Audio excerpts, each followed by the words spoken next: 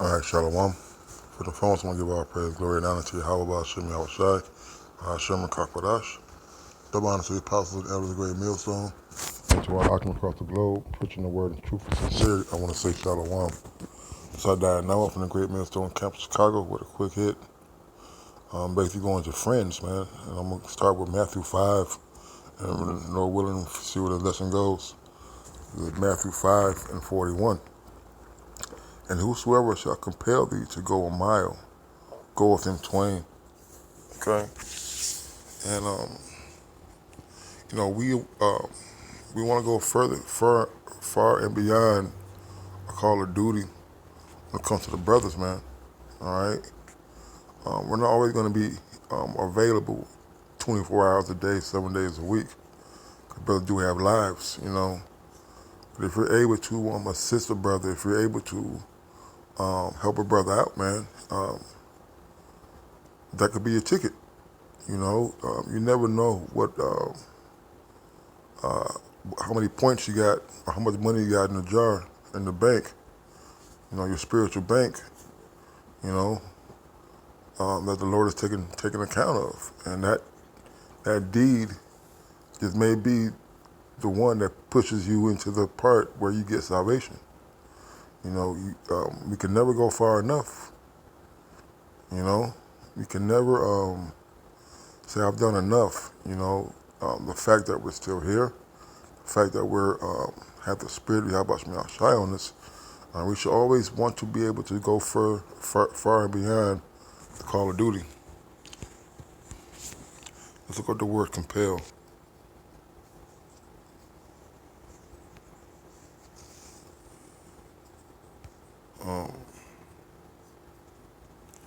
It says to employ a courier, dispatch a mounted messenger, press into public service, compel to go. All right. A public service.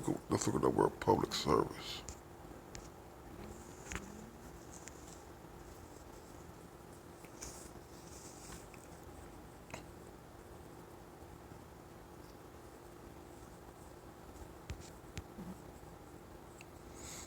Let's see. It says a public service is a service intended to serve all members of a community. It is usually provided by the government to people living within its jurisdiction, either directly through the public sector or by financing provisions of a service. All right.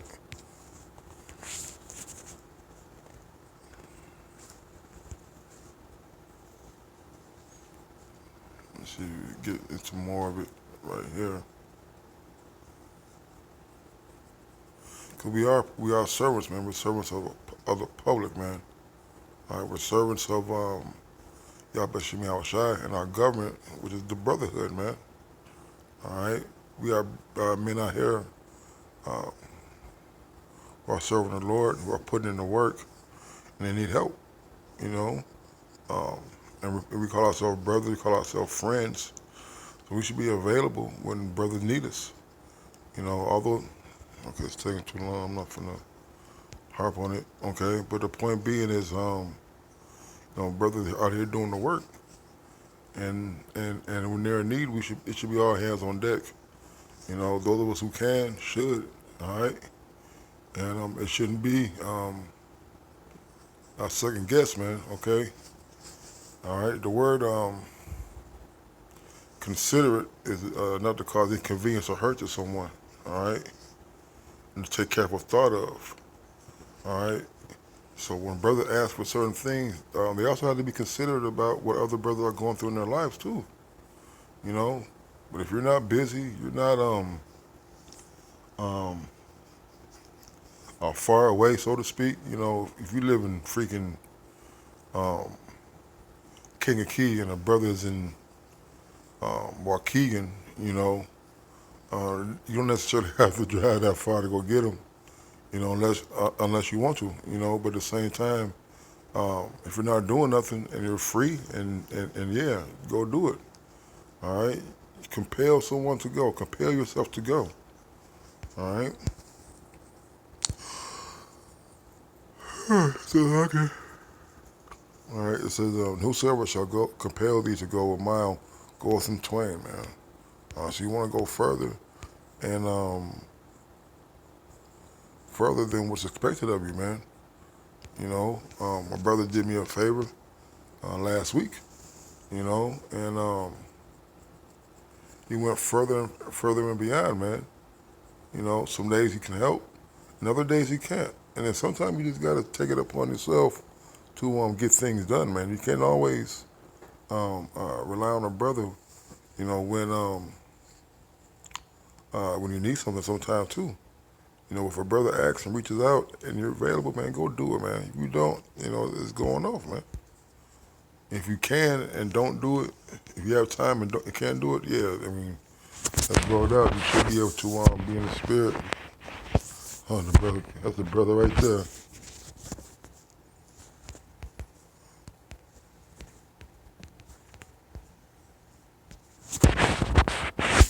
Yep. So let's get this real quick.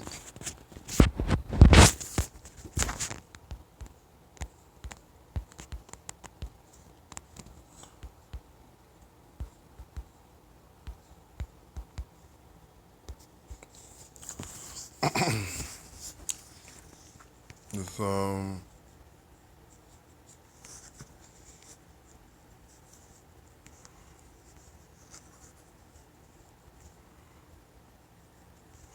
I'm gonna read down this Rock 12:1. It says, "When thou wilt do good, know to whom thou doest it, so shall thou be thanked for thy benefits." All right, and that's very true, man. Sometimes we can find ourselves doing more for people at the job or your neighbor or your cousins or your friends. All right, but a brother who actually, brother in the truth is gonna truly appreciate it, the thing that you do, and they're not gonna take you for granted. That's another thing too. You can't always take the brother for granted. Or they're met, they're men of the Lord, and they're gonna come do this. Yeah, that's very true. But that's not always a crutch to lean on. Um, you know, um, it's not always a crutch to lean on. It shouldn't be a last resort, but it's a balance. You know, the brothers are here to help. You know, but don't put yourself in jams and situations where, oh, okay, the brother's gonna bail me out. You know, to do good to the godly man, and thou shalt find recompense, and if not from him, yet from the Most High. This is the brother Arala, one of his favorite scriptures. I learned this from him. You know, there's times where brothers are not gonna be able to pay you back on time, or so a lot of times brothers not gonna have no gas money. You know, um, but guess what? The Lord sees that, man. All right, a brother pick you up. You might not have no gas money. The brother get you he'll buy you a meal. He might even have some wine for you. He might even throw you a couple bucks in your pocket because you're hurting, man. All right, but guess who pays him back? It's the Lord, and it's always more. All right. Verse 3 says, "There can no good come to him that is always occupied in evil, nor to him that giveth no alms," man. All right, and this is something that I had to learn too. All right, two of the most important things brothers, not brothers, but people hate to give up is their time and their money, man.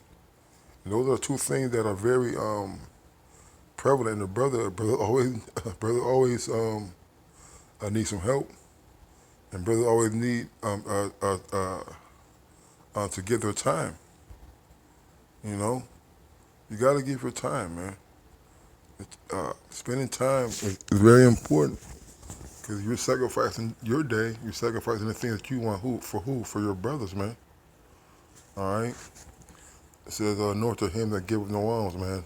Don't always have your hand out to receive and pull back when it's time to give, man. You know, and hey, and then that's off too. You know, just always need. But when time comes, somebody else need. You don't, you don't raise your hand, so to speak. Sometimes you ain't got it, but sometimes if that little $2, that little $3 you give, it could mean a lot to a brother, man. It says, do well unto him that is lowly, but give not to the ungodly.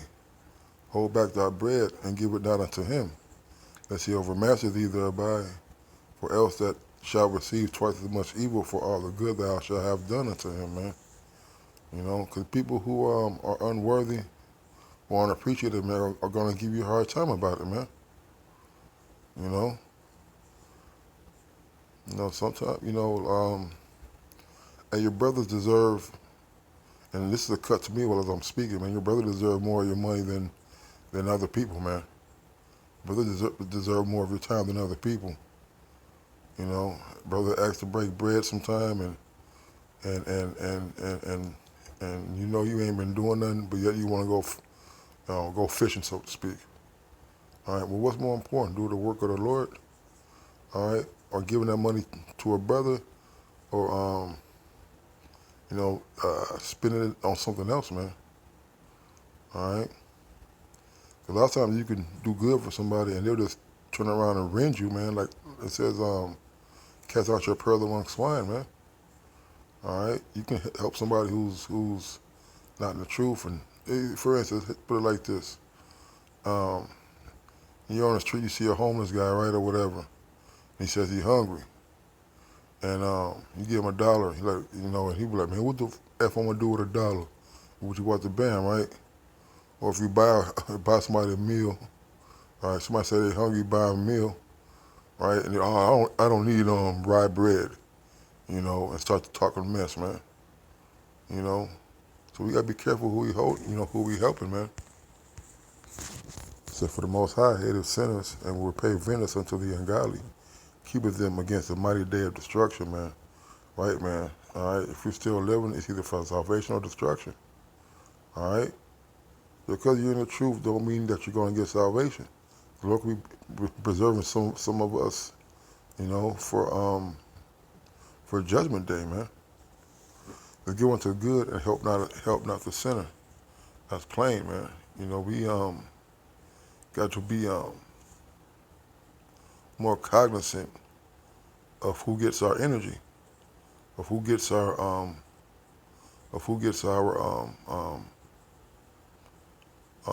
dividends and time. Verse 8, this is getting to the point right here. It says, a friend cannot be known in prosperity, and an enemy cannot be hid in adversity. All right? When everything's going good, man, it's hard to know who a friend is because they're eating, they're dressing good, they're having a great time. All right? But when tough times come, all right, you're going to see who your friends are, man. You're going to see which brothers are always apt to help, apt to teach, apt to break bread, apt to do a lesson, apt to go out and teach, man. All right?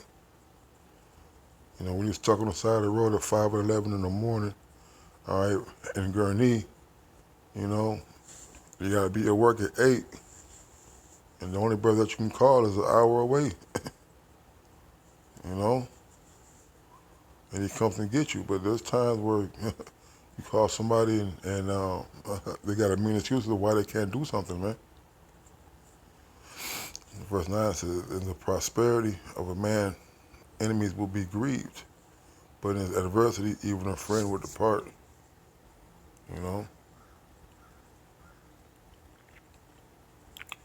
Nobody likes them haters. Them haters hate it when things are going good for you, man. All right. And you also got some friends who are friends for their own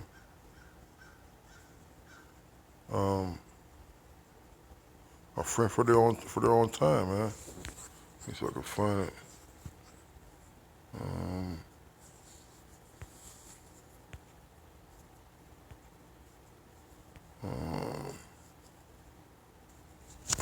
This is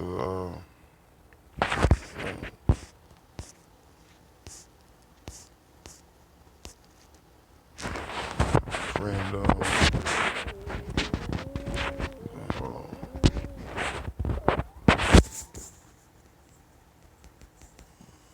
Occasion. That's the word.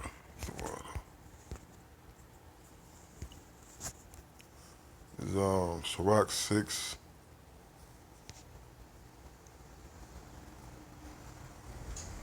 6 and 7 says, thou wouldst get a friend, prove him first. Be not hasty to credit him, man.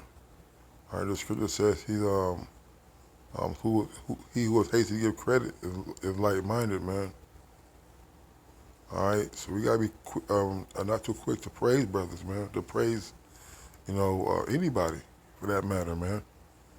You got a friendship comes over a test of time.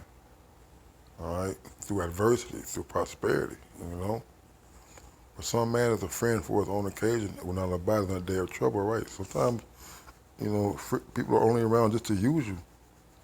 All right. Sometimes these brothers, sometimes you have men that come in as truth are only around, to get rides, to get money, to get things to benefit themselves.